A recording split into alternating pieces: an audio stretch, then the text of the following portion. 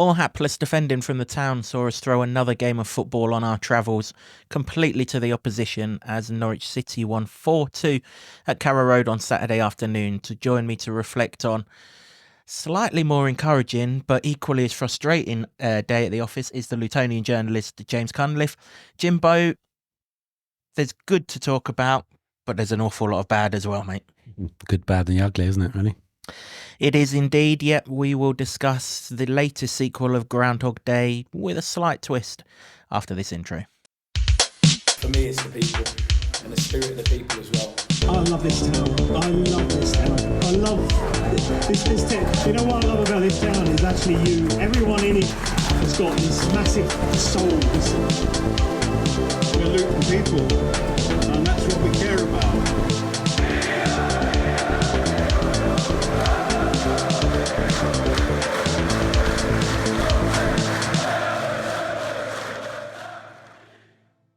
Hello everyone, welcome along to another episode of the Luton Town Supporters Trust podcast, the award-winning, longest-running Luton Town podcast, having scooped a bronze in the Best Football League podcast category at the Football Content Awards.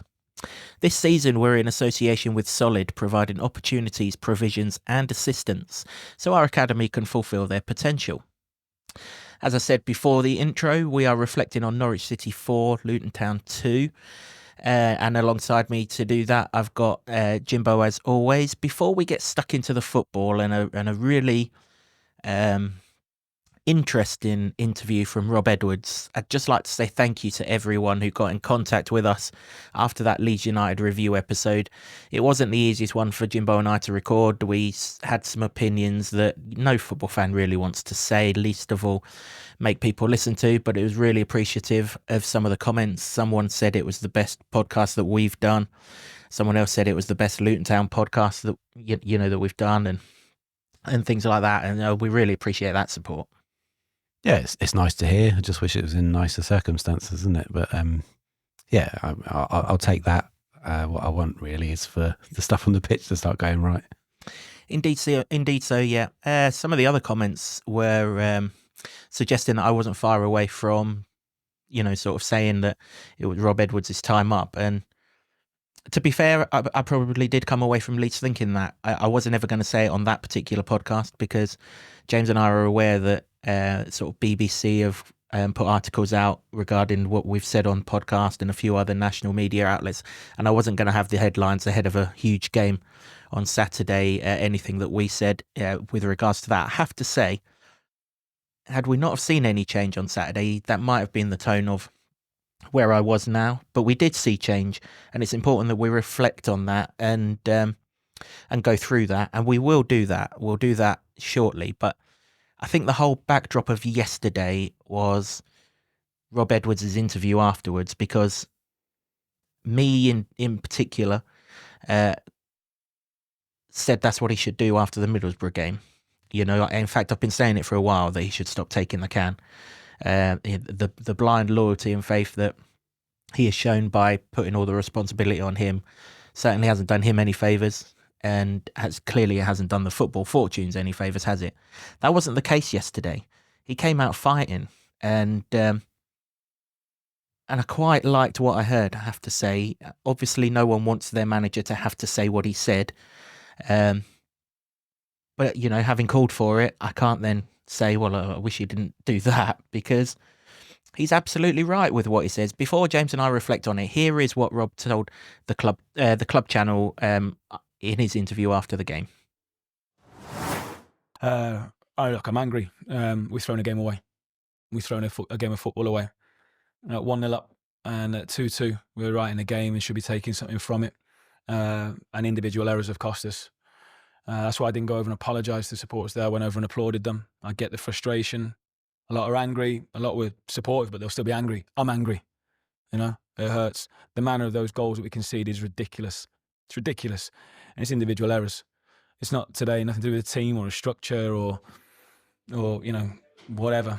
There was a good plan there today. You could see it from the way we won that, scored that first goal in terms of the press, the space that we felt we could hurt them. I thought for large periods, there's a big step forward in the performance, but some individuals got to really look at themselves there because it's poor.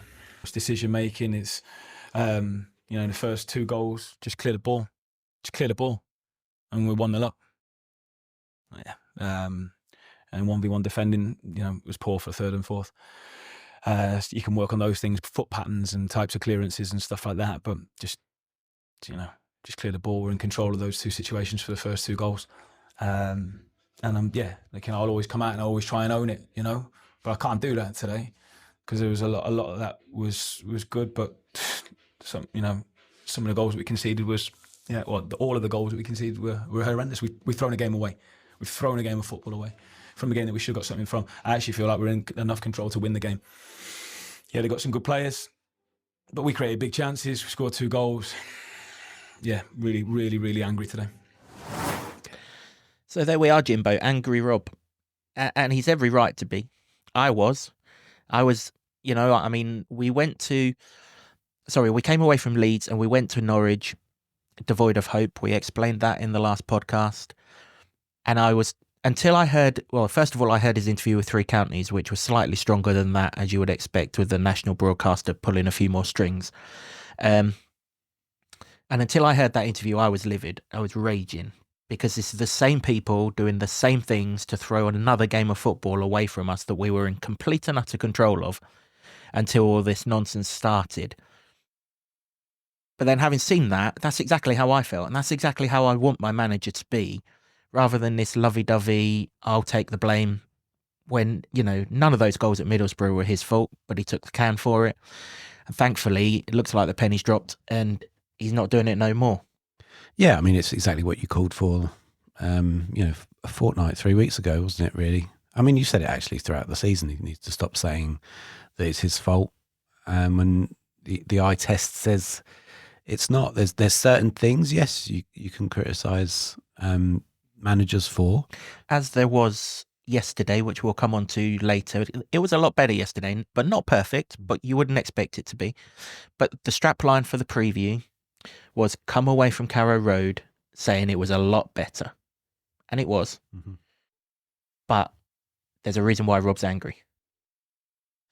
Yeah, well, like he says, they've restricted a free scoring Norwich side with the top scorer in the division. I mean, he still scored, but it was because Luton put it on a plate for him. I mean, he's going to gobble that goal up, Boyer Sains. But, restricted them to very little otherwise. They've created actually very little, and Luton have still gifted them 4 goals. And that's 6 defeats on the spin now, on the road, 20 goals conceded. In total, they've conceded more than they did in the entirety of the promotion winning season. And so it's clear where all the issues are. And I get his frustration as well. I think that everybody, you yourself, you are as well, because some of the defending for those goals was schoolboy stuff. And there's only so much you can do in terms of tactics. There's only so much you can do in terms of motivation and all the things that are attributed to a manager. But as they often say, once they cross that white line, it's up to the players. And some of the defending was not good enough. But it's not like this is a unique situation where you're calling that out in this game. It's happened all the time. And that's why Luton in 19th, and that's why people are worried. And it's not like it's 3 or 4 people one game, 3 or 4 different people the next game, and then another 3 or 4 people join the bandwagon in the following game. It is the same 3 or 4 people that are making the mistakes that are costing us here. The same 3 or 4. I'm not going to name names in this podcast. I'm not going to give anyone the ammunition of claiming that I'm unsupportive or anything like that. But they were named in no uncertain terms in the Middlesbrough Review podcast. If you're that desperate to find out who it is, look, you've only got to look at the 4 goals to work out who they are, because they couldn't make it any more. It couldn't be made any more obvious if neon signs were above their head at the time. It was unbelievable. The first goal. I mean, how many times did we have the opportunity to clear that? the original header from a nothing cross. It's an absolute nothing cross. There's no way anywhere near the person who heads that football. Of course, he's not helped in any way, shape or form by his goalkeeper rooted to his goal line. All he had to do was scream at him, just cushion it down to me, and we've got ourselves a nice, easy situation where we'll get ourselves back up the pitch. He doesn't do that. The header goes right back into the danger area where there are Norwich players waiting. To be fair to Kaminski, he comes off of the line, powder puff punch, but he comes off the line and tries to rectify the situation. Of course, the punch lands near another one of our serial contributors who just dangled a leg and let the guy come inside. And then the shot, I don't know how it's got through 4 people, but it has got through 4 people and it's in the back of our net. And at this point, before that cross came in, this was as comfortable and as enjoyable a Luton game as I've watched for a long time. And I include home definitely since the Sunderland game, maybe even since the Watford game. We changed formation. Mm-hmm. There's an awful lot of that I've seen on social media that suggested that Chong was playing left wing back. He absolutely was not. We were playing a back 4 with a 4 in midfield of Chong on the left of that midfield, Jacob Brown on the right of it, with Shandon Baptiste and Jordan Clark in the centre of it, and Elijah and Carlton up front, Bell left back, Hashi right back, Mengi McGuinness centre halves. It was absolutely a 4-4-2, and when we attacked, it drifted into a 4-3-3 to get another man further up. Brown would sort of edge out to the right, Eli would kind of edge out to the left, and Carlton would be through the middle. Everything we asked for in that preview. We said if we were going to go to Norwich and get some hope restored, we needed to see a back 4. We needed to see some change from the last 5 games that have just been monotonous and getting worse. We saw that. Rob delivered that. Would I like to see a 4-4-2 going forward? We'll discuss this more when we preview the Swansea game, but no. But the back 4 is the big thing. We looked organised, Jimbo. Everyone knew their man. We matched them up. We had players in positions where we could press. The first goal comes from a brilliant press from Jordan Clark. Pass from, I think it was Slimani. I did think at the time that it was Stacey, but it's not. I think it's Slimani. Across his goal, which Clark anticipates and gets in the way of. And the ball ricochets to Eli, who rounds the goalkeeper and slides it in. If Rob did a PowerPoint presentation of how he wants Luton to score a goal, it was just enacted on the grass on Saturday, because we win the press. We're in a position where nobody can get out, and the striker is cool enough to roll it into around the goalkeeper and into the back of the net. It was perfect. Yeah, it was a lovely goal, and it was a press that we've heard about all the time, and I felt that just hasn't been there and hasn't been working, and it did there. You know, let's not forget, Luton forced mistakes for their 2 goals as well off Norwich. It's just that Luton go, well, as many mistakes as you're going to cause, we're going to give you more back. And it's not exactly the goal scoring feats that we were after. It was hopefully we'll score more than you. It's completely the reverse. But yeah, it was a lovely goal, and it was a confident finish, which is what we wanted to see from Elijah. And he was rested obviously for the Leeds game, so we thought he would come back in. He was my choice to come back in. And pretty much the entire setup was what we had called for. So when you're asking, for hope to be restored, which is what we were, we weren't even calling for a result, were we? It's just that, the way the game played out and the way the result was achieved, or not achieved in Luton's case, is the major point here. But everything else up to that was like, go back 4, because we haven't got Alfie Doughty there in the wing back situation at the moment. But it was more than that. It was the back 4 on the 3 occasions we've seen it this season had worked, and it worked here. I mean, they conceded 4 goals in the end, so it's ruined those statistics of keeping them out. But it was working, and it looked good. It looked solid, and we wanted them to match up the opposition team so keep it simple. You go with your man, your opposite number. Go with them, and keep it simple. As much as you can in a fluid game of football. And all of that looked great. 1-0 up, looked great, and then shot yourself in the foot again. Yeah, we haven't lost this game because of the formation. We absolutely haven't. We've lost this because of individual people making horrendous decisions that have cost us the ball, but ending up in the back of our net foot. Yeah, you're right. We've shot ourselves in the foot. I mean, we must be. Well, you keep thinking we're running out of bullets for this gun, but it keeps getting reloaded, and we're more than happy to take hold of it and fire and fire and fire away. I mean, whoever's foot they're shooting, it can't have much skin or bone left to it, can it? Because it's just got so many bullets in it. I mean, like you referenced earlier, 20 goals against in 6 away games. I mean, that's pathetic at any level. You know, that's 3.33 goals per game. So you've got to score 4 to get something out of the game of football. And in this level, it's not going to happen. The good thing is, of the 18 games we've played, we've scored in 14 of them, and one of them you can basically write off because we were down to 10 men after half an hour and couldn't really attack. So 14 out of 17 games of football we've scored against. And one against the league leaders who gave you 22% possession at one stage. It's like, yeah, fair. There's goals there, but the issue is the goals at the other end. Because of that stat of they've conceded as many as they did in the promotion winning season, what happened in the promotion winning season? Luton went to lots and lots of teams, and they came to Kenneth Road and they won 1-0 because they kept it tight and they scored a goal. And now, you know, it's not all of a sudden because it was happening in the Premier League, but there's extenuating circumstances there, isn't there, I think. But the defensive situation is just knife through butter now. It's just too easy. Yeah, although again, that wasn't the case yesterday because they wasn't getting through us at all. The only times they got in on goal were when we turned into trouble and Sainz went in the first 5 minutes. I don't know how he missed with a guy of 14 goals to his name, but he did, thankfully. And then, like I say, when we got involved, I mean, the second goal is as embarrassing as it is pathetic.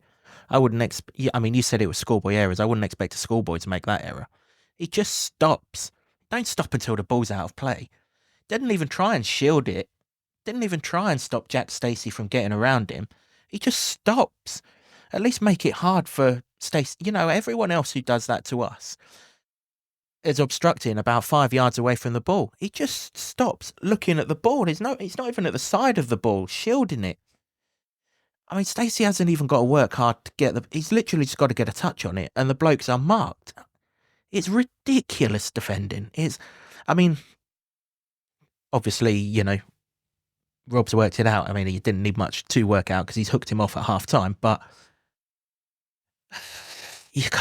people can't pay the money that we're paying for mistakes like that. I mean, that is just, well, in terms of a football pitch, criminal. It's kind of starting to feel like, you know, where Chong was the best in the Premier League, where he was at his best, was when Luton were counter-attacking and they were more fluid like that. But they had the likes of Sambi Lokonga and Ross Bark. I don't mean to keep harping on about this. You lose those 2 players, it's a massive loss. But there was nous in that midfield. There was a bit of solidity to a certain degree when you're coming up against the mega money of the Premier League clubs.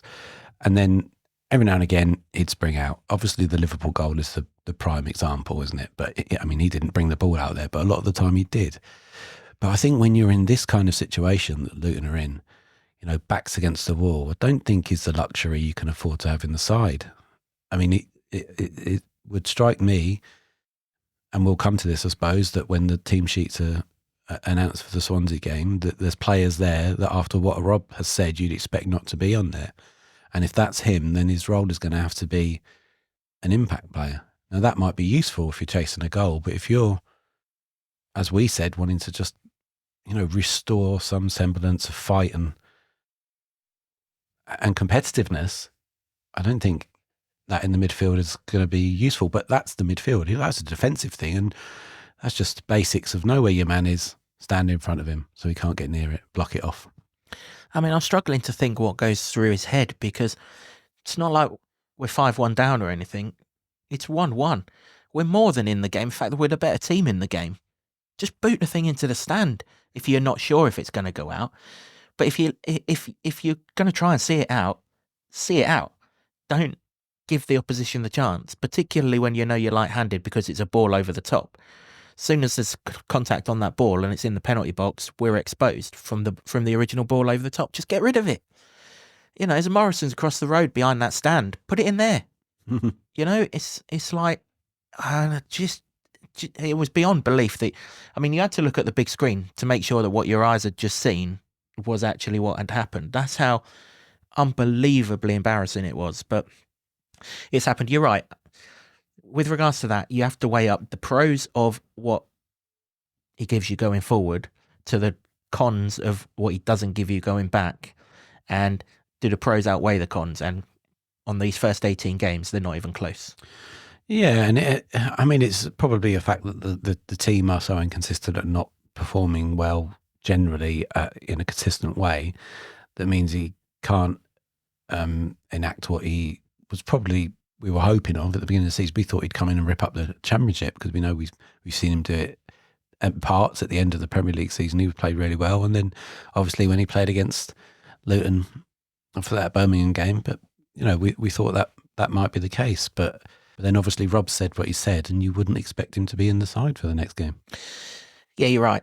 I'd be kind of disappointed if he is, because it would just make Rob's words redundant, and then we would be back to where we were coming out of Leeds, where nothing has changed. It just so happens that it was a false dawn. The words that we played you from Rob earlier are all fine, but they now have to be doubled down with actions. Otherwise, they just they just lose all of their impact. And then once he's lost it, it's generally there is a sort of feeling amongst supporters that it's his last throw of the dice, and it might well be, but it can only be that last throw of the dice if the actions come from it.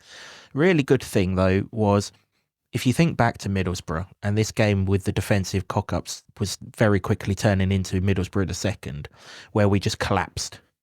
I surrendered, white flag, whatever it is. That wasn't the case here. This time we rolled our sleeves up with a much better structure about us, admittedly. And we went again.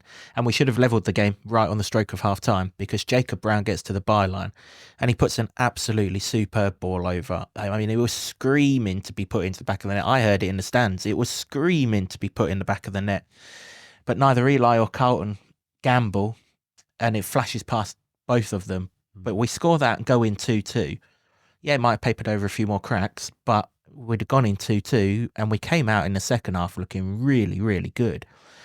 Got the goal pretty much straight away. Obviously, Victor Moses has come on the pitch by this time.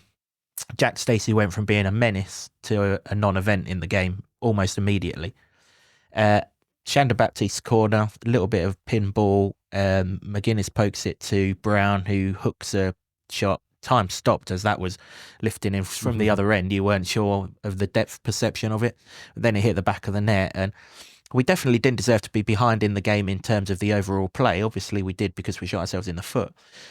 But they've shown some heart and some character to go and get themselves back in the game at 2 each, and see if we can go on and win. I mean, we'd all have taken 2 each, me personally in particular, because it was my prediction, but really, really good response, and that needs to be noted, because there's so many times that when we concede, the response isn't good. Yeah, and that's where when you're trying to supply a balanced view, there's some people that are really angry, obviously, and quite rightly so, and they probably aren't keen to hear those sorts of things. But here's where most people's expectations were, that when those 2 goals are gifted to them in the first half, that it does become another Middlesbrough, and it's an absolute crumble fest in the second half. But to come out and play so well and drag yourself back into it, at that point you're like, that is a great point. And it was looking like a great point. They didn't look like scoring, Jimbo. That's the thing. They did not look like, it wasn't like we were under sieges of pressure. They've had 2 shots on target apart from the 4 goals that we've given them, 6 in total. They're the top scorers in the league. We've restricted them to 2 shots on target of their own creation, one of which was in the first half. So in the second half, 1, which Kaminsky fell on. Really, really tame save. I think it was from Marcondes, but yeah, their midfielders kept on swapping here, there and everywhere, and we were parallel to it. I couldn't tell exactly which one it was, but it was a comfortable save. It wasn't like it was a really good chance. It wouldn't go down under big chance created or anything like that. I was sat there at 2-2 and I was thinking, well, we've got 2-2 here. Should we go and push and try and win it 3-2?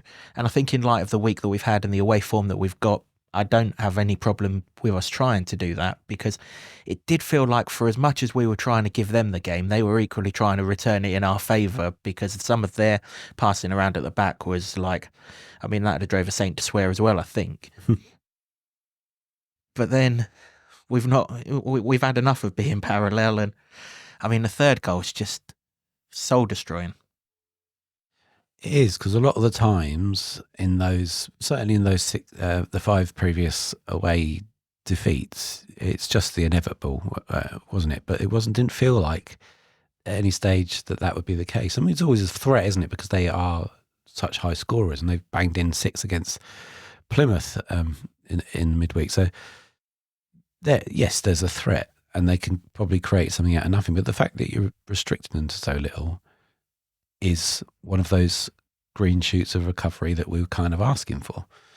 And so that's a really positive thing to think about. But it gets wiped out by the fact that 2 more massive mistakes. And really avoidable. I mean, you're into the 10 minutes from the whistle when you desperately need a point at this stage, to stop this rot, to try and change things around. I've been saying all along that things aren't going to suddenly go from awful to Brazil 1970. You've got to try and scratch and claw something out of a game, and it was on a plate there at 8 minutes, on a plate, and then by 85 it's gone. It is, yeah. I mean, how on earth is Duffy allowed to run 50 yards with the ball, just getting shadowed by one of our midfielders? Put a tackle in, at least force him to pass the ball a bit earlier or something like that. I mean, less said about the challenge on the edge of the box, the better, because that'll get me into trouble. But, again, serial offender, weak on the tackle, went with the wrong foot, easily bypassed, and there's no chance in the middle. Once he's got into the box, he's always going to pick out the right man. And he picked out the right man, and Kaminsky had no chance. 50 yards, Shane Duffy. He's got to be 6'6", clog upper of a bloke. Probably ain't moved 50 yards all season, and he's just allowed to stroll right into the heart of our half of the pitch. It can't happen. It just can't happen. And then, like I say, the rest of it was just an absolute show and a complete mess.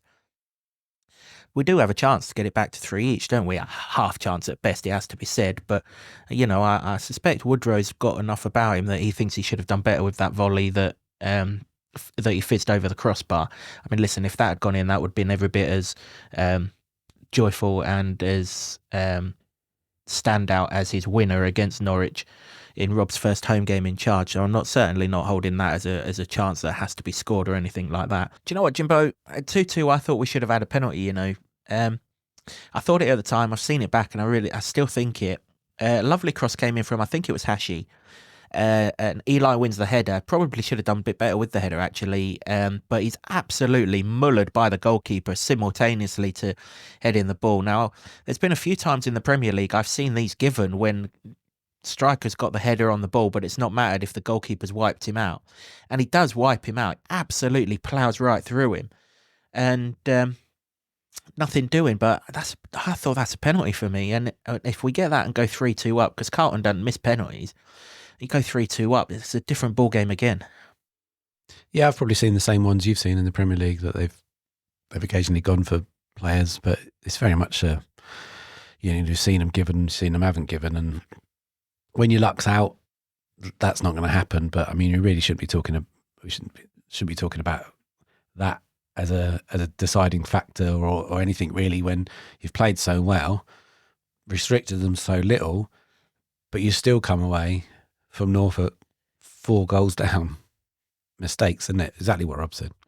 Yeah, exactly what he said. I mean, goals 3 and 4. I mean, goal 3, that's another embarrassment, isn't it? I mean, Shane Duffy, of all people, yeah, he's carried the ball 40 or 50 yards. He's shadowed by one of our midfielders. Just either put a tackle in or block it off so that he's got to pass it earlier. Don't let him go right into the heart of our our half of the pitch.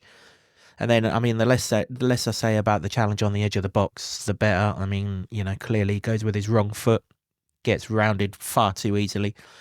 And then once the guy's in the box, you just know he's picking out the right man, because they score goals for fun. It's obviously what they do. He picks out Marcondes, who can't miss and doesn't miss. And it's 3-2 in a game that we're absolutely cruising towards a point, which we would all have taken heading down to Carrow Road.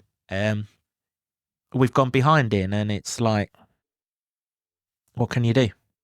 At 80 minutes, that's a great point, because you've gone ahead. Yeah, you've made 2 mistakes, but you haven't capitulated, which has happened in the past, and you fought back, got goal, They still weren't particularly looking that threatening at that stage. But, when you get to the point that you're 10 minutes away from getting something from that game and clawing something out of it, which is what needs to happen probably, unless some sort of miracle happens and suddenly they flip a switch.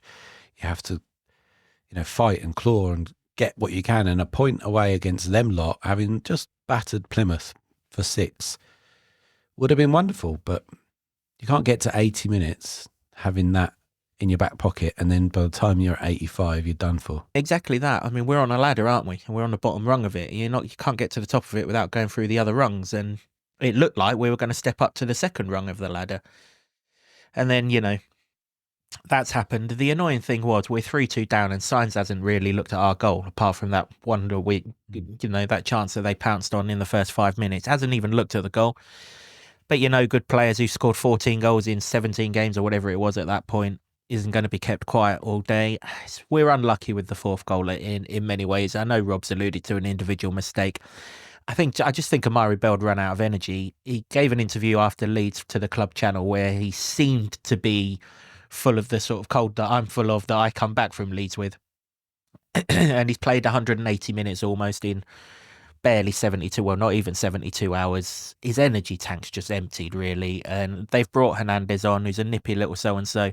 He's just beating for pace down the outside. Now, even then, the cross has come in. There's a slide tackle at the front of the penalty box that's got to be 5 yards away from where the ball goes in behind that slide tackle. And, of course, as we're moving our way across, Sainz has just found a pocket of space, and 14 goals in 17 games. He missed the first one. He weren't missing that one. I even asked Rob about this in the pre-match press conference, that in the top 5 scorers in the Championship, the only one in there was Sainz, who Luton hadn't played and hadn't conceded against. The rest of them have all scored against Luton.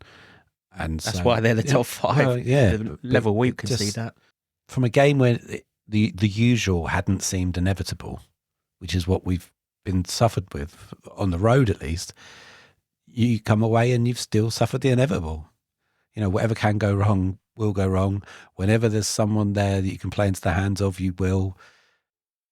I mean, these are mistakes that have happened over the course of a travel sickness that's just decimated Luton, really. But you can just see them come a mile off. And even in a game like this, where really they shouldn't have, still the same old story. Absolutely. We should not have come away from Carrow Road. Well, certainly not conceding 4 goals. 4 goals from 6 shots on target. That's not to blame Kaminsky at all. He hadn't got a chance with any of them apart from the first one. We should have been coming away with at least a 2-2. Probably should have been coming away with more than that, because they shouldn't have scored the first 2 goals, because they're bloody horrendous goals to concede. And okay, our first goal is an absolute mess from a Norwich point of view. So, we're levelling each other out here. But don't need to return the favours here. That's not what this game's about. Well, that's the thing, isn't it? If someone's actually going to help you out, like the whole defender helped us out by flicking it on for McGuinness. We didn't give that back in our face. We tried to, but we didn't. But this time we did. And there was a lot that I have to say this, Jimbo.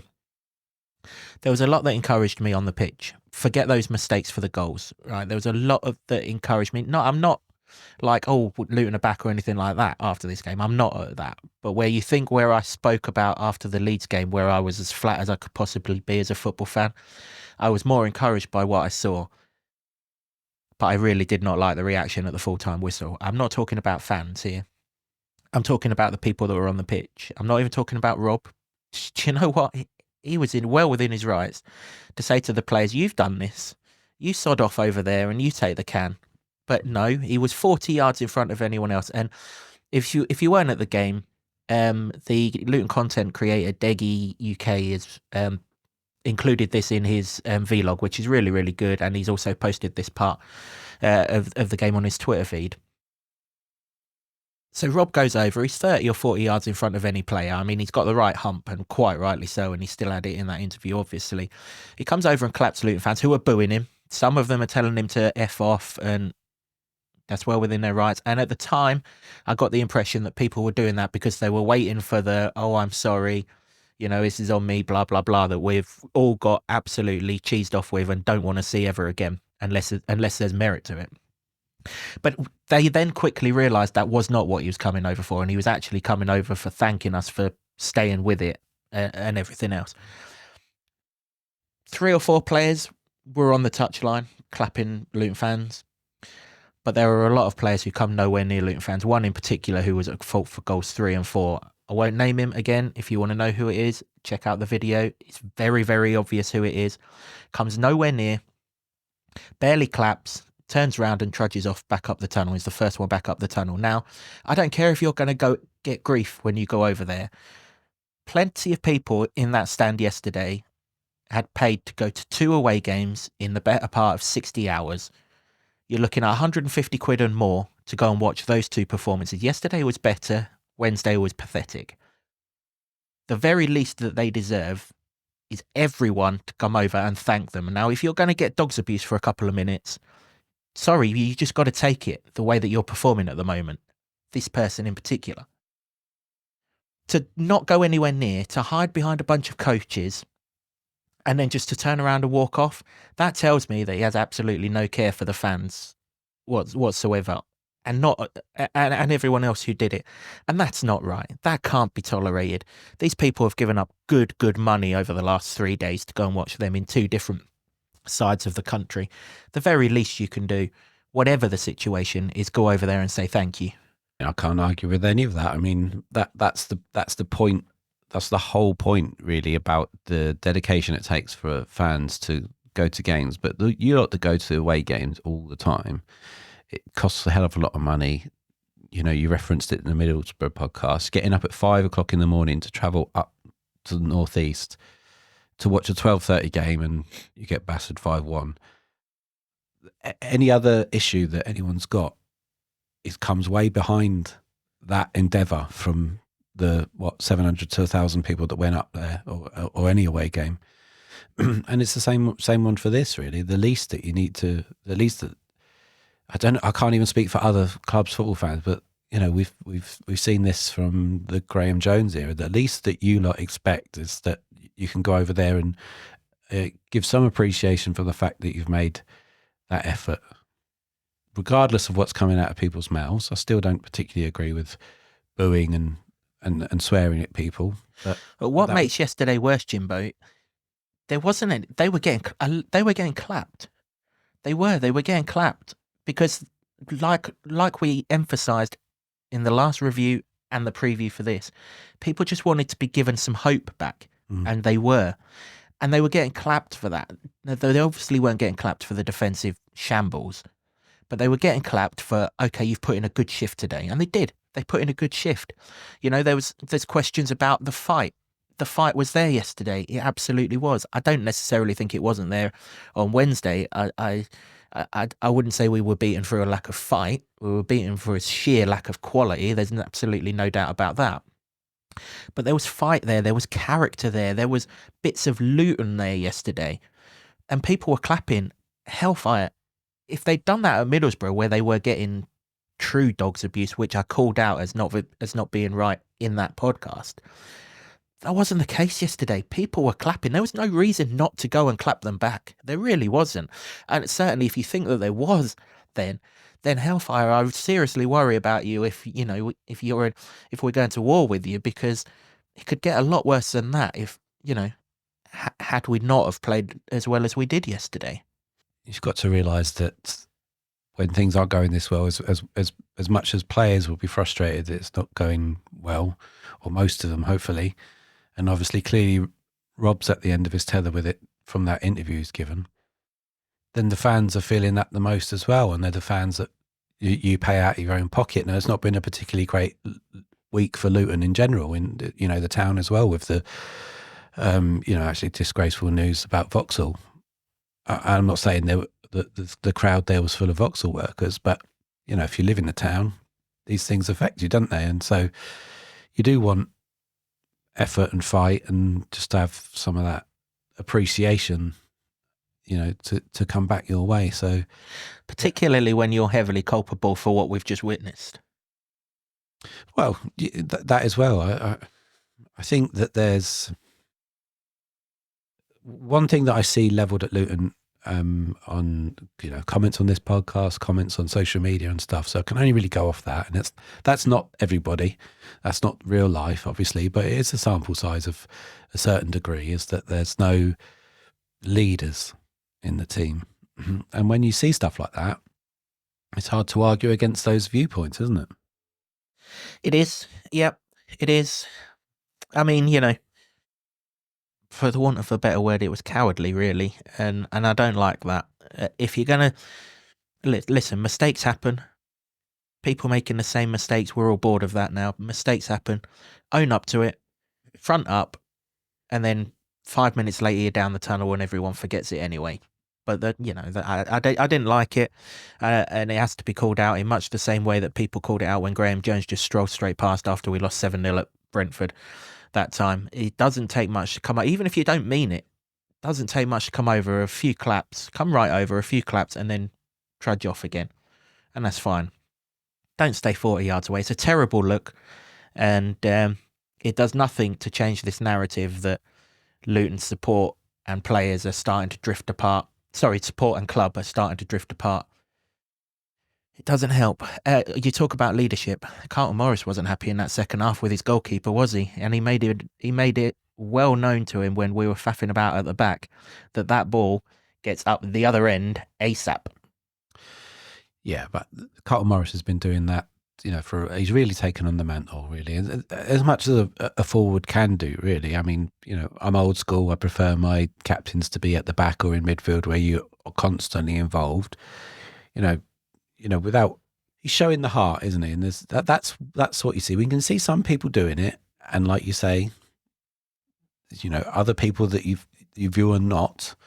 Then that's where the issue comes, isn't it? Because you can see that some people are they're desperate for it, and it's not just because it was at Norwich and it was his boyhood club. He's been like that for the entire season. I feel like Carlton's really had to take the weight of that armband because his mates lock you. He's seen what's happened to Tom twice on a football pitch, and he probably doesn't want to be anywhere near the armband. But he is one of the most senior players and one of the most respected. He does the business in front of goal most of the times when he gets a chance. So he's really taken it on, and I think he's proved himself a really good, worthy captain and leader. Yeah, I only reference that because you got the impression that the sort of basis of the discussion, confrontation, whatever you want to call it, was stop beating ourselves, because we were getting pressured when we were playing around at the back. Stop beating ourselves, and then lo and behold, the last 2 goals, we just grab a beer and hold on to it and beat ourselves. And it's like, I don't think he can be any more eloquent than, I presume, this is my lip reading skills come to the fore, than what he said at Middlesbrough, which is they're taking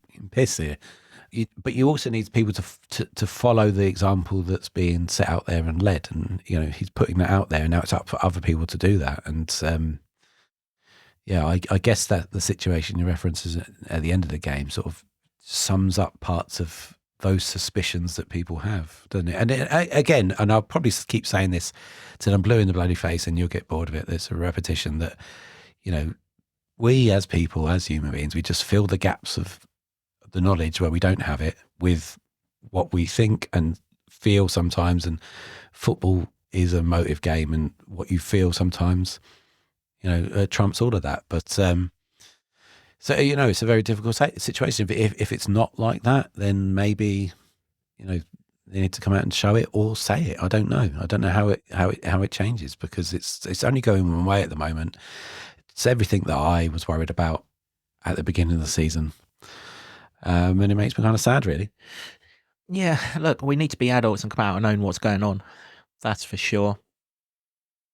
So where are we now? Well, as I said at the start of this podcast, coming away from Leeds, I was probably more Rob out than in, purely because I couldn't see how it could change. There was a seeming reluctant to change. We're conceding goals left, right and centre, but we're still putting the same personnel out in the same formations and the same muddled thinking. That wasn't the case yesterday. There was a change. There was a change in a structure. It worked. It absolutely worked. I'd like to see it play 4-3-3, because an awful lot of teams play 3 in midfield. And, if you're going to match them up, then match them up. By playing 4-3-3, there's a spot in there for Nakamba. He can't play in a 2 in midfield because he hasn't got the legs anymore. He needs a third person. It would also, moving forward, allow us to go with something along the lines of Nakamba behind a Kraus and Fano when he arrives. And I quite like the idea of that 3. And then you could play the 3 that played up front yesterday, Jacob Brown operating from the right, Eli drifting out to the left, and Morris through the middle, or you could alternate the combinations of that, but you could play that. That's how I'd like to see us. But I'm not as Rob out.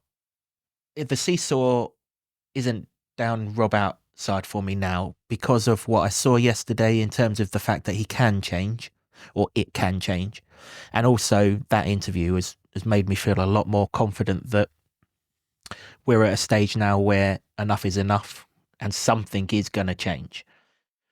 But let me put a question to you then, because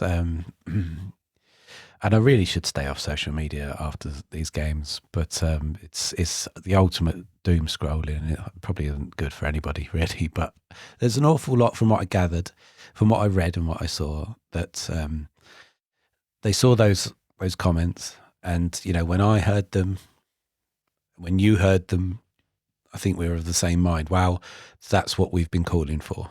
That's what we've been hoping he'd say, and not taking it on himself so much. That was way before we had any of this 2 weeks of soul searching after the middle of the game. And so they are saying, well, it's too little too late now. So where do you sit on that? it could be. It could be the last act of a man who's got nothing left, no other avenues left to go down. And if I'm going down, the people who have taken me down are coming down with me, kind of thing. Now, I'm not saying that is what it is. Time will tell on this, right? It could be that. But I've of the impression, I've never ever thought Rob Edwards doesn't love this club. And I never will think that. I'll never ever think he doesn't do what's best for this club. There's a lot of muddled thinking. He's alluded to some of the reasons why in recent press conferences, and that's fine. There's a human brain and a human mind in operation here. And, maybe if he's guilty of something, it's not getting help from those around him in his coaching staff to make the thinking a little bit clearer. I don't know. I'm not involved. I'm only surmising. It could be too little too late, but it could also be the start of change, because it has to change, right? We've conceded 20 goals in 6 away games. Now, if you round the amount of away games up to 24 rather than the 23 that we would play, that's 80 goals we're conceding on our travels at the current rate alone. We're going to go way past 20 at home. So we're going to concede more than 100 goals this season on the same levels. And we're going to concede more at home because, as we referenced in previous podcasts, the tough home games are still to come. So we have to change. Was yesterday the start of that change? If it was, then I'm absolutely fine with Rob carrying on, for the 2 reasons that I've mentioned beforehand. Firstly, we know he can get us out of this division, so we know he can get us out of trouble. And secondly, I look at the contenders and I don't see anyone that's jumping out at me and saying, do you know what? You're going to be a better option than what we've currently got. You're going to get a lot of people on here going, Robbins is available, Cooper's available. I am, and Cooper, if Cooper took over, maybe, because he's got the record of taking Nottingham Forest from pretty much exactly the position that we're in now, i.e. 19th, and getting promoted. But there was a lot of money involved in doing that as well, and a lot of Premier League loans, and I don't know if we're going to go down that route. But the one thing that I do know about Luton managers, the successful Luton managers of our recent time, and maybe even going further back than that, fell in love with the club. John Steele, let's just go in this generation. John Steele, Nathan Jones, Rob Edwards. All 3 of them quite clearly had a love for the club. Okay, one of those 3 had more of a love for his own profile than the club on a couple of occasions, and that's absolutely fine. So you've got to find someone who will fall in love with the club, otherwise it don't work. Graham Jones never fell in love with Luton, and there was never that compatibility anyway. Could Mark Robins do it? Maybe, but he's got no affinity to any club in the south, has he? So why would he? Steve Cooper, could he do it? Possibly. Where I would like Cooper is he won the World Cup with England under 17s. So much in the way that Rob worked with England under 16s, he would be able to attract a younger player and coach players up. So that's fine. But I'm not in the realms of talking about who we should replace Rob, because I'm happy that for the next 2 home games in particular, and nothing's going to change before then anyway, I wouldn't think, just because of the proximity of the second home game to the first one. I'm happy to see if this is the change, if this is the start of the change. And if it is the start of the change, then I'm encouraged by it. Now, we're only really going to know where we go with this when we see the team sheet against Swansea. But after those words, if I see the same people on the team sheet, and they're not all going to be dropped because they can't all be dropped because we haven't got replacements for all of them. But if I see most of those protagonists on the team sheet, then all I'm thinking in my head is, oh, well, he's had a week to mellow. They've looked good in training and he's forgiven them. And we go back to where we was again. In which case, I think the end is nigh, and I think it is too little too late. And I think it'll just meander towards a slow death.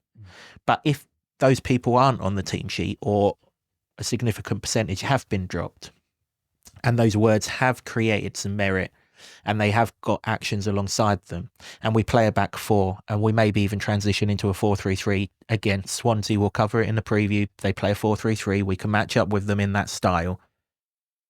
Then I don't see any reason why we have to change. I mean, there's this silly rumour doing the rounds that it's going to cost 1.5 million to replace Rob. I would refuse to believe that a 4-year deal equates to 1.5 million. But, you know, again, I'm not party to that. And I find it hard to believe that a journalist with no attachment is equally as attached to that, because the club don't let anything out to journalists, as you well know. I don't know. I wish I knew, but they don't. They don't let it slip. I think it'll cost an awful lot more. So I'm prepared. I'm much more prepared now, just to see over the next couple of weeks or so where we go from here, because we're coming into a big 2 months for our football club, for our town, for our football club. I've looked. We've now got 13 games before we play the next team, who is currently in the top 7 in the league table. We go to Sunderland on something like the 13th of February. That's the next time we play a team in the top 7 in the table as it looks right now. That's 13 games. So right now, we have got a chance, if Rob can sort out this defensive mess, to go and put some points on the board, both at home and away. You look at the away games that are coming up. Yeah, Blackburn just beat Leeds. Fair enough. That's going to be difficult. Bristol City, Swansea, QPR, Oxford. They're not Leeds, Middlesbrough, Norwich in the space of a run. You can get points on the board, but yesterday has to be acted on now. Those words have to come with actions, and if they do, then I think, like I say, it might still be too little, too late. It certainly is, if those words just disappear into the sunset and have no actions behind them. Yeah, I mean, that's kind of where I was sitting with it as well. But it was also a home and away thing as well. What this awful away day situation means is the pressure ramps up so much on the home games now. When the results, mostly apart from Hull, the performances have been quite good of late.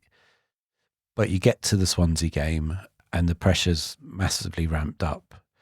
You know, the developments of what's happening on the pitch, what he's saying there.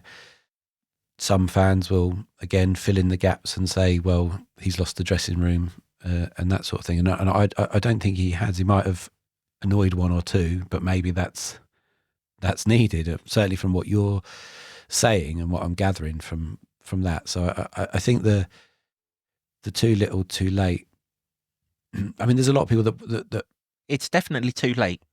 Oh, it's too late. It's absolutely too late. But there's a lot of people that are, you know, they're just staunchly now firmly Edwards out, and it's a growing number. I see it all, and that's on social fine. media. I've heard it on some phone-ins and stuff like that, and if that's someone's opinion, that's fine. I'm not going to sit here and try and say that I want to change your opinion or that I can change your opinion. It's very evident to me there is a sizable faction of people that are that, but that doesn't seem to currently meld with the reality of it.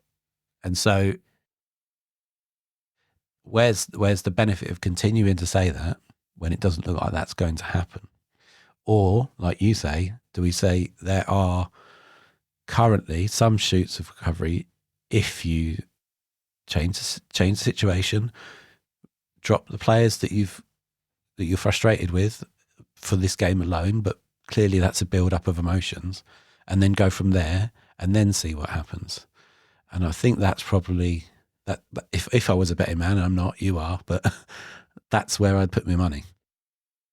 Yeah, because I mean, firstly, it'd be interesting to know how many of the people who are staunchly Rob Edwards out went yesterday, and I'm not saying you've no right to want Rob Edwards out.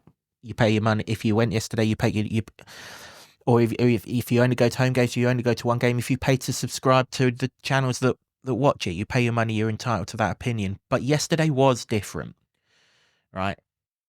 I wouldn't like people to not acknowledge that yesterday was different. It absolutely was different.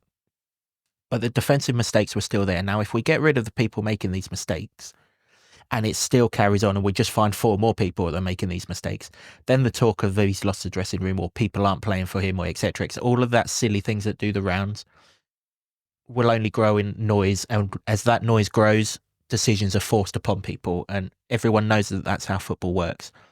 But I saw a team yesterday that was by no means perfect. I'm not trying to make out that it was perfect, but like I said earlier, if the ladder's got 10 rungs to it, we're on rung 1. Well, yesterday, without the defensive mistakes, we'd have gone to rung 2, and we could have built from there. As I've just said, we've got 13 games here where we can do some business with, and I'm happy for us to keep building. I really liked the back 4.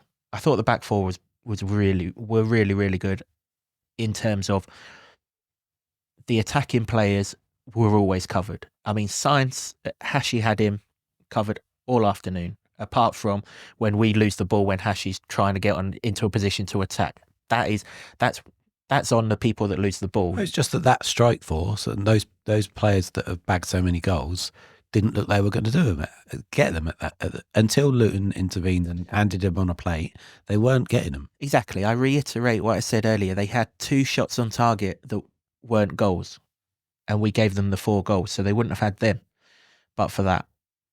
Midfield, work in progress. Definitely a work in progress yesterday, but we got up the pitch. Baptiste looked really, really good.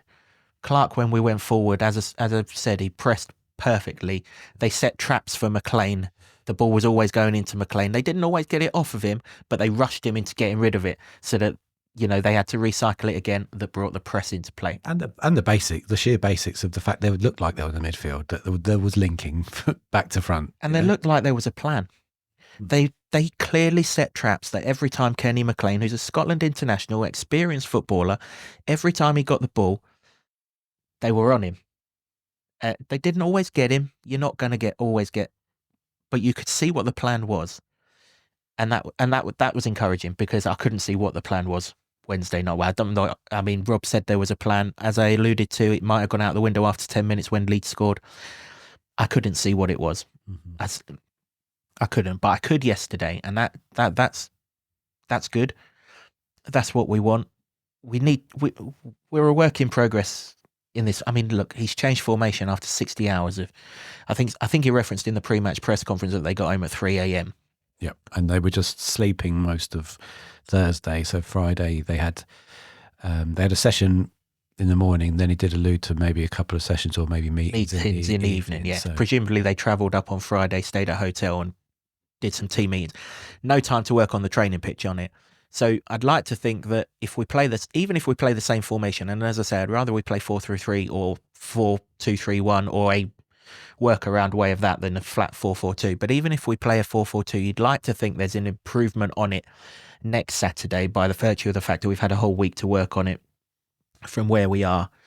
So yeah, that's kind of where I am. I had no hope going to Norwich.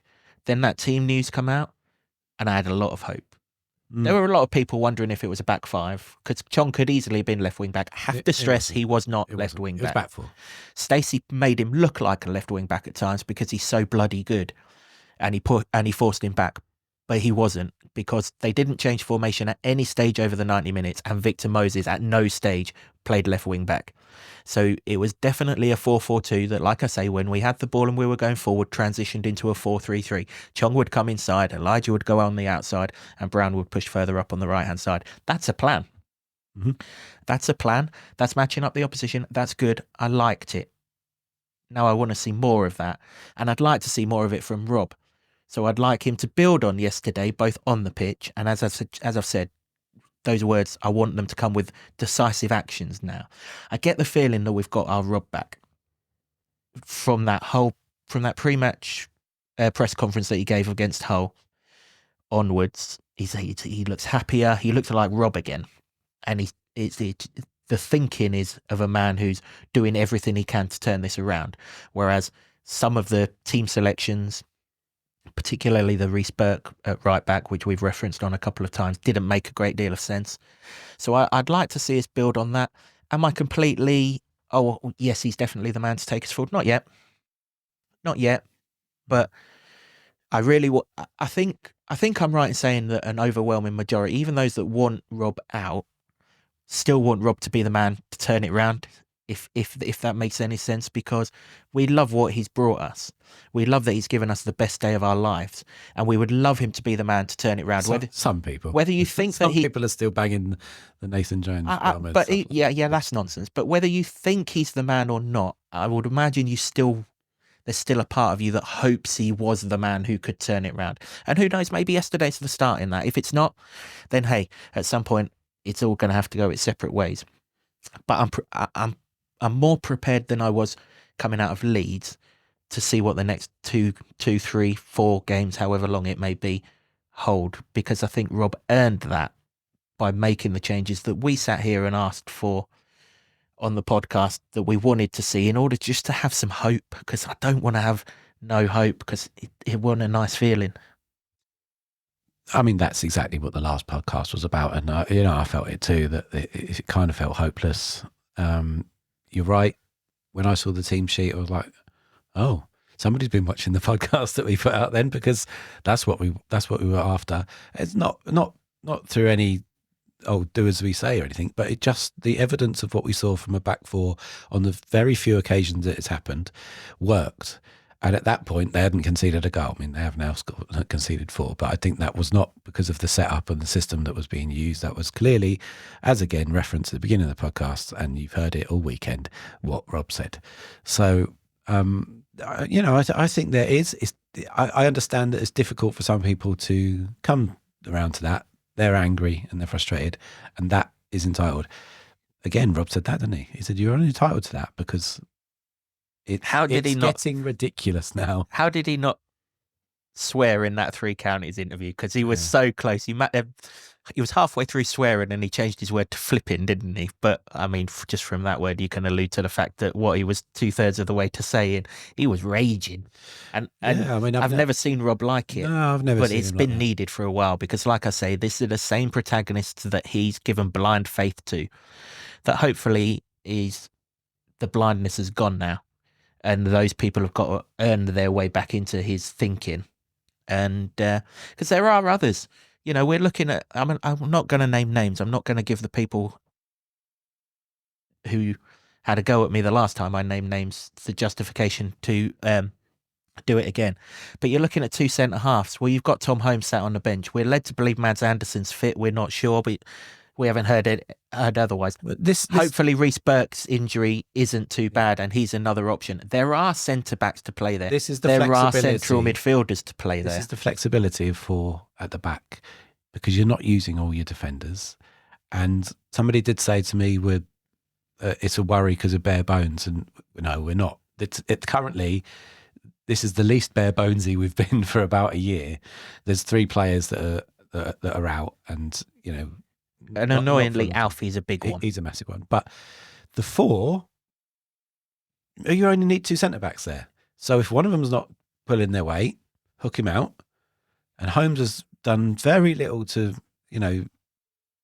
say that he can't do the business if called upon. Is he the most cultured footballer? No. Do we need that? No. Who's the most revered centre-back we've had for the last 5 years? Tom Lockyer. Was he? No. It was all heart. But he got better. When he started, he did the basics. Then he got better. And then you know the Tom Lockyer story. But Rob owes it to those players now that are sat on the sidelines watching these same people make these same mistakes. He owes it to those people on the sidelines now for them to have their chance. In much the same way that if you go back 4 or 5 years, I was saying that we owed James Shea the chance to replace Sluga because Sluga was making too many mistakes so that it was costing the whole team. The front players deserve better than what they're getting from the people behind them. And I know you defend as a team, but it's not the front players making the individual mistakes. They now deserve 2 centre-halves or people in the positions of where these mistakes are being made who might not make them. They might make the same mistakes. We don't know. But until we know, we don't know. We're now at that point now where the people making the same mistakes, and these are not one-off things. These are the same people and they're the same mistakes. Yeah.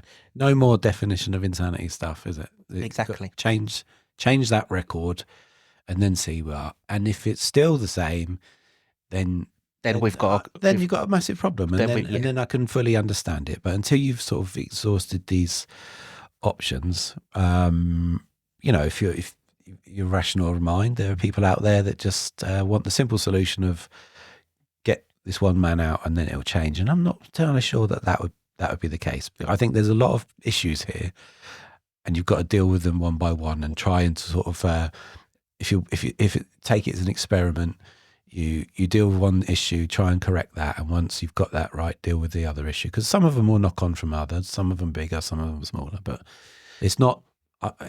It's a very football thing to just go. The manager has to go. The manager's easier to sack than 25 players, right? That's it. However, on the flip side of that, a lot of people who are not calling for Rob to go, but believe time is for Rob to go, will also suggest that certain players don't want to play for the club anymore. In fact, those programme notes that were released in the whole game, a lot of people referenced it as a dig at fans. I actually referenced it as a dig of the agents of the players whose heads have been turned. So there was clearly an admission that what happened in the summer were people who scaled the mountain in the first place, skied down it, and now they're waiting for the cable car to come and take them back up rather than climb back up it themselves. And actually, it wasn't my question, but there was a question in a couple of press conferences back to Rob about that particular comment in those programme notes, and he obviously didn't say anything about it, but he did give a very large smile, which you can interpret many ways, but it wasn't a funny comment, so maybe. So if you change the manager, those players aren't suddenly going to want to play for the football club, if indeed they don't want to play for the football club. We don't know if they do or they don't. We're only reading. Again, it's mixed signals and communication without actual clarification, but we're reading from what we're hearing and what we're seeing with our eyes. If there were players that don't want to play for the club, changing the manager ain't going to suddenly make them want to play for the club if they want to be in the Premier League, if that's what the end game is for those people. It's a delicate situation. It's a tricky situation, but all isn't rosy, but all is a lot better than what it was coming out of Elland Road on Wednesday night. Not to the point that Luton are back or anything like that. We're not. But for the first time, there appears to be a recognition that something's up, that things can't go on as they are. Which we've not seen so far. We've seen words and we've heard noises, but we've not actually seen it in terms of action. If that's what we've got, Saturday's going to be interesting, isn't it? Saturday will give us the answers to an awful lot of what we've spoken about for the last 20 minutes. If the team lineup's exactly the same, for me, we're back to square one again. But if the team lineup's different, if the formation remains the same, if we go about our football the way we went about our football at Norwich, we're going to win a lot more games than we lose, because we surely can't make 4 defensive cock-ups every game going forward. And as I've alluded to, there are goals in this team. Yeah. They've scored in 14 out of 17 games. If you take the Portsmouth game out of the equation, I take it out of the equation because your goalkeeper's gone off after half an hour. 2 of those teams that we've not scored against are Leeds United and Sheffield United. If they're not the top 2, they're 2 of the top 3 in the league at the moment. So 14 out of 15 sides outside of the automatic promotions that we've played we've scored against. That area isn't the problem. So now find some people who are going to stop making these same cock-ups, and let's move forward as a club. And hopefully that's under Rob, because he's given us so much, and it looks like he's got more to give us. It doesn't look like it did at Middlesbrough, where he looked like he didn't know what the next move was. Clearly he does now. He's just got to make that move. Yeah, to quote Pele Radicampanzu, 100%. To quote pretty much every footballer that does the rounds these days, that's for sure. I'd just like to remind those who have not yet worked it out, the views that you've heard on this podcast are the views of myself and Jimbo, two Luton lads talking football. Nothing to do with the thoughts of the Trust Board. Any communications from the Trust Board will come out directly via trust statements. Just want to make that perfectly clear, so that it's out there. That's pretty much it for this episode of the podcast. There were no correct scores, thankfully. I think 4-2 Norwich would have been, well, there was a lot of Norwich 4s, including this man alongside me. But not many of you had Luton to score 2, but I did. Not that I had one, didn't I? Not that I believed a word of it, but I did. But to be fair, I thought my 4-1 prediction would be because they'd blitz Luton, not because we'd gift them 4. So Absolutely. That was it. So in that regard, that's a slight bit of luck. My 2-2, so close. That'd have been an absolute beauty if that had landed. Not to be though. Everyone who went for a Norwich win, you'll get a point. The leaderboard is about to pop up on screen shortly, and of course, plenty more points to play for. Jimbo's taken a point lead on me, another point lead on me. 10-8 now. 2 maybe. 10-8 to Jimbo, but hopefully I can get that back for the Swansea programme. Please do keep your comments coming in. What have you made of what we've said? Have you changed your mind from Rob out to Rob maybe in for a little bit longer? Let's hear, and it'll be interesting to find out, wouldn't it? Because we're getting a lot of comments at the moment from fans that are appreciating the honest thoughts that we're putting forward. And I think we've done that again. Whether you agree, whether you disagree, it's absolutely fine. Just let us know respectfully if you can do, and we'll take it on board. It's all good. Yeah, that's all you can do, really. I think we'd laid it out quite clearly there, and you've been quite honest. So I think, yeah, all eyes on that Saturday game, really. 2:00, whenever those team sheets come out. I've been honest, but have I been supportive? That is the question. Who knows? That's for other people to decide. Yeah, that's pretty much it for this episode of the podcast. Our thanks, as always, go to the Barber Club and to the Lower Level in Luton for hosting our studio, to Sean Grant and the Wolfgang for our intro music, and to Ed Smith Creative for all the designs that you see on set. You're not going to see much of us for a few days because we haven't got a midweek game. Hallelujah. Absolutely. But we will be back for a preview of what's very intriguing but no less important home game against Swansea City later in the week. Until then, from Jimbo and myself, come on, you atters. For me, it's the people and the spirit of the people as well. I love this town. I love this town. I love this town. You know what I love about this town is actually you. Everyone in it has got this massive soul. We're Luton people, and that's what we care about.